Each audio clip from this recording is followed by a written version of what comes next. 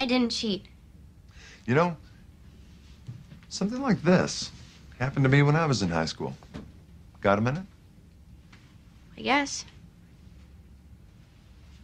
I felt bad for this kid, Bruskin 40. So I'd kind of help him.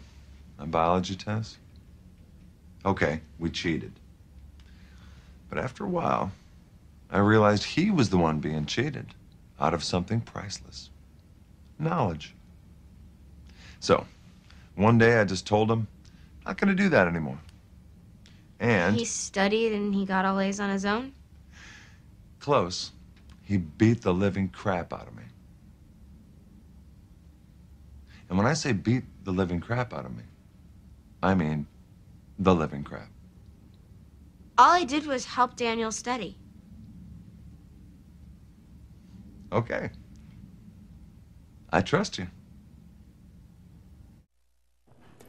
Teachers are boycotting a standardized test at a Seattle high school. 19 teachers at Garfield High School refused to give the Measures of Academic Progress test after Seattle's school district decided to factor the exam into teachers' evaluations.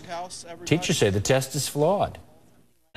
With me today are just some of the teachers who have decided to take a really strong stand against what we all know is an unnecessary expense and a drain on our very few and precious resources.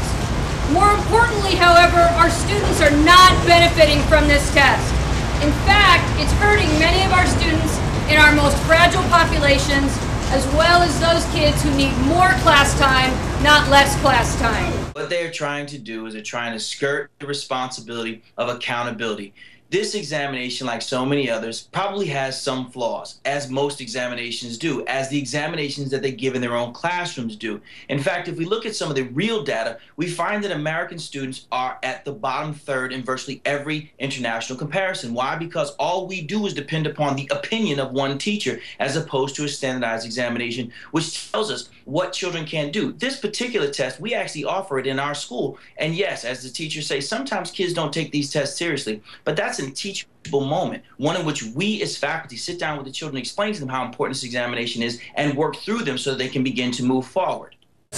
Teachers really have to face the consequences at random clicking of a test. The test is ambiguous, it's inaccurate, it's not aligned to what the teachers are actually teaching. And the purpose of it is to provide a diagnostic. It's really a diagnostic examination, one in which at the end of the test, literally at the end of the examination, we as faculty and staff can look at what the children's strengths and weaknesses and begin to coordinate our curriculum into that direction. We have a different destination here.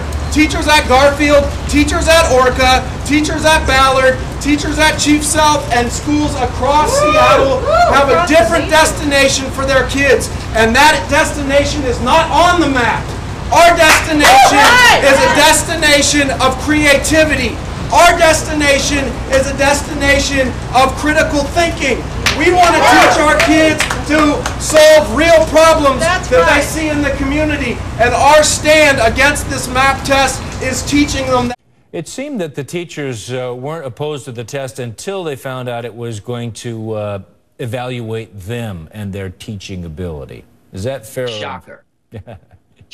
Shocker. I mean, here we go again, right? Anything that's going to prove that they might need to do things differently somehow is evil. Every single time they have an issue with the standardized examination, my question is this: where is yours? Why don't you put forward an examination that you think is fairer? Here's the point. What we know is there's more variation within a school, meaning between one English teacher and another English teacher, than there is between these standardized examinations. And that's the problem. One kid in one school can go and take one English class and get an A, and take an English class with another teacher and get a B. Has that child gotten worse? We don't know. With these standardized examinations, we have a sense of what the children can do across the curriculum. We are standing up for what is right. Right. In Seattle, the map test is not working for students. In Seattle, the map test is not helping teachers. In Seattle, the map test is not keeping the faith with the public demand for sensible public education.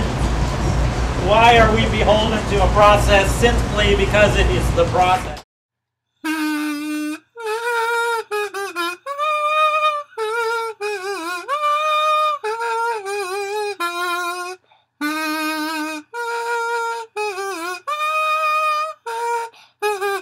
Sharp. All right, here we go again.